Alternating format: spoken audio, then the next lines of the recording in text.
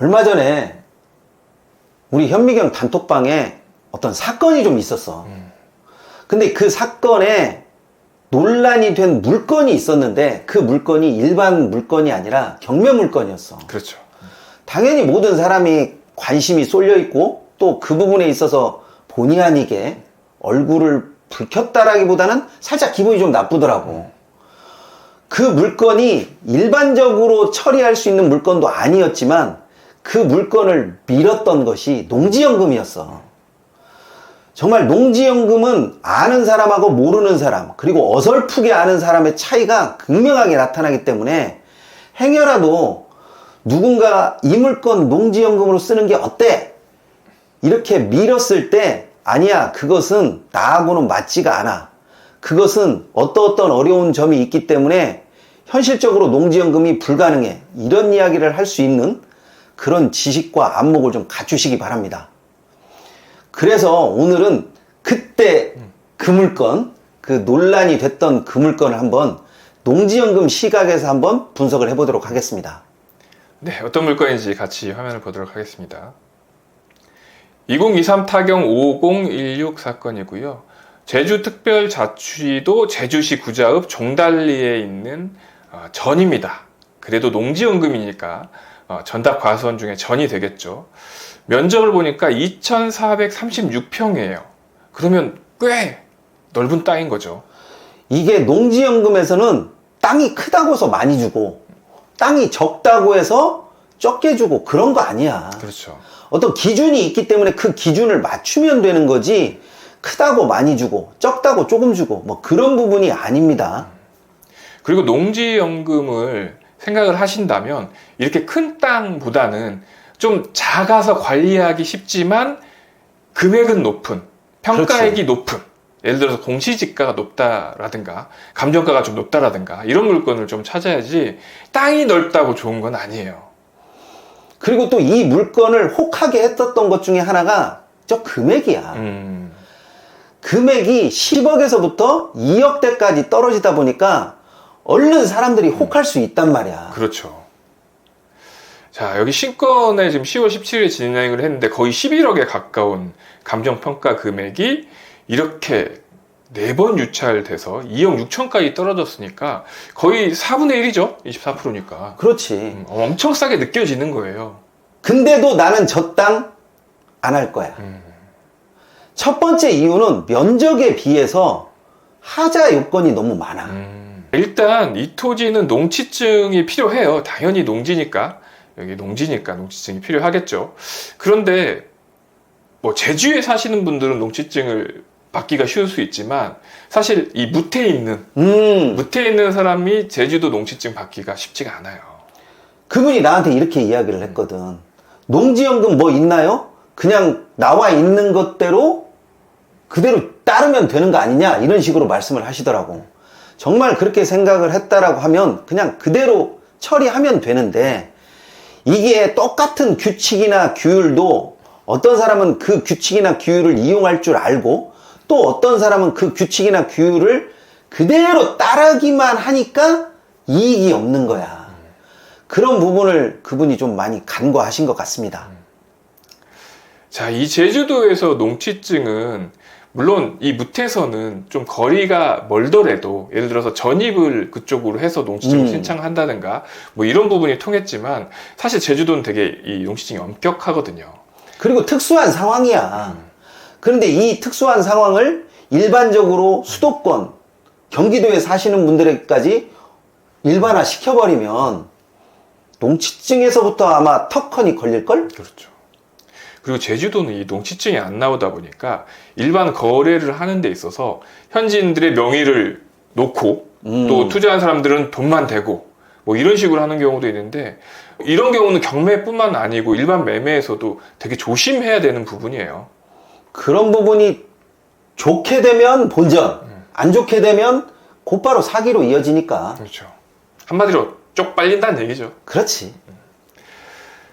자, 그리고 지목이 전이고요. 경작지이고 소나무 및 잡목 등이 밀식되어 있다. 그리고 공부상 표시 없는 분묘 2기도 있다. 분묘도 이제 2기 소지한다는 뜻이죠. 자, 사진을 보니까 이렇게 분묘가 2기 정도 있네요. 뭐 제주도는 이 뭇하고 조금 달라서 그런지 모르겠지만 이 분묘 부분을 다 빼놔버렸더라고. 그렇죠. 그 부분이 되게 신기했어요. 방금 말씀하신 부분이 이 부분이거든요. 이 제주도 지적도를 가만히 보면 이렇게 네모나게 묘 지목으로 바꿔져 있는 게 되게 많아요. 그리고 제주도 여행 많이들 가보셔서 알겠지만 이렇게 돌담을 쌓아 놓잖아요. 그렇지. 네, 그걸 경계로 해서 이런 식으로 묘로 아예 지목을 분리 놓더라고요.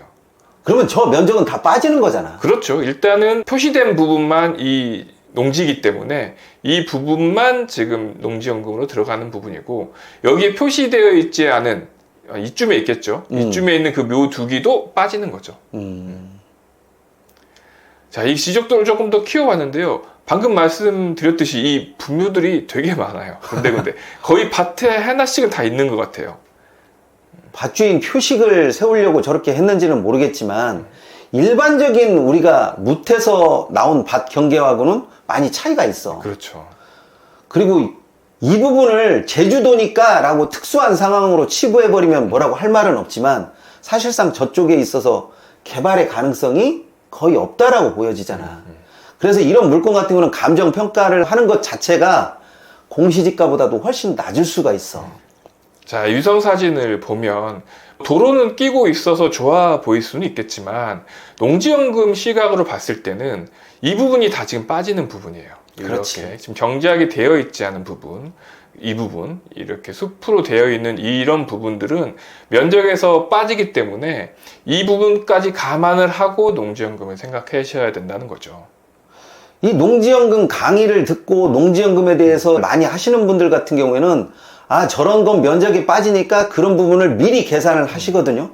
그런데 이렇게 큰 면적, 몇천 평이다, 뭐 몇백 평이다, 이렇게 면적으로만 가지고 이야기를 하게 되면 얼른 그 가격에 대한 것이 피부로 안 와닿아. 그러다 보니까 자꾸 이런 것으로 펌프질 하려고 하는 사람들이 제법 많이 눈에 띄더라고, 요즘. 그렇죠. 뭐 펌프질을 한다고 해서 당하는 사람도 있고 그것을 그냥 웃어 넘기는 사람도 있겠지만 어느 정도 이런 부분에 대한 지식을 확실하게 알지 않으면 우리가 그냥 기획부동산한테 당하는 것처럼 그냥 순식간에 당할 수 있다라는 생각이 들더라고요. 그렇죠. 그리고 또 요새 그런 분도 봤어요. 우리 유튜브 댓글에다가 농지연금을 할 수 있는 토지를 소개해달라고. 그런데 이게 최소 억 단위의 돈이 지금 왔다 갔다 하는데 한낱 뭐 유튜버 말 듣고 투자하시겠어요? 안 해. 네, 그런데 그걸 너무 쉽게 물어보시더라고요. 그리고 이 농지연금에 대한 땅도 그냥 사건 번호 이렇게 쭉 대고 이 물건 농지연금을 어때요? 이렇게 말씀하시는데 이게 사람에 따라 틀리잖아. 그렇죠. 30대가 이 농지를 가질 것인지 아니면 50대가 가질 것인지 아니면 70대가 진짜 압축해서 농지연금을 받을 것인지 그런 부분이 다 다르기 때문에 단순하게 그냥 어디에 있는 농지입니다, 지번이 어디입니다, 이런 식으로 이야기를 해서 이게 농지연금하고 맞다 틀리다 이야기를 하기가 굉장히 어려운 측면이 있습니다. 그래서 이 물건을 분석한 바로는 농지연금으로 어울리지는 않고요. 실질적으로 농지연금으로 어울린다라고 하면 더 가격이 낮아져야지 저 감정금액을 가지고 농지연금을 준다라고 말할 수 있는 부분도 아니고 또 농지연금을 신청하는 사람의 여건이나 조건을 저희가 잘 알지 못하기 때문에 일률적으로 농지연금이 맞다 맞지 않다 이야기하는 것은 저희도 그렇게 쉽지 않은 일인 것 같습니다. 저희가 강의를 하는 이유는 좋은 물건을 소개해 드리려고 하는 것도 맞아요. 그런데 그것도 방금 하셨듯이 똑같은 하나의 물건이라고 해서 누구나 여기에 있는 사람들 다 누구나 어울리지 않은 거예요. 그래서 저희는 강의를 하고 또 그 물건을 소개하는 데 있어서 회원들 각각의 사정들을 알고 그분들에 대해서 또 어느 정도 유대감도 만들고 해서 소개를 해드린 겁니다. 그래서 어떤 분들은 한 1년 걸려요. 그렇지. 그걸 맞추는 데까지. 그리고 이게 딱 맞아 떨어지는 부분이 없다 보니까 일단은 본인이 알아야 돼. 본인이 이게 나하고 맞다, 나하고 맞지 않다, 이 부분을 판별할 수 있어야 되는데 그 판별 능력이 없는 사람에게까지 이렇게 무작정 이게 맞다, 이거 사는 게 낫다, 이게 사면 너한테 반드시 이득이 돌아온다, 그 뒷감당이나 책임은 어떻게 하시려고 그러는지 저도 잘 모르겠더라고요. 그래서 그런 부분에 있어서는 항상 조심을 하셔야 되고요. 일단 본인이 모르면 뭐든지 두렵기 마련입니다. 이번 시간은 여기까지 하도록 하겠습니다. 감사합니다. 감사합니다.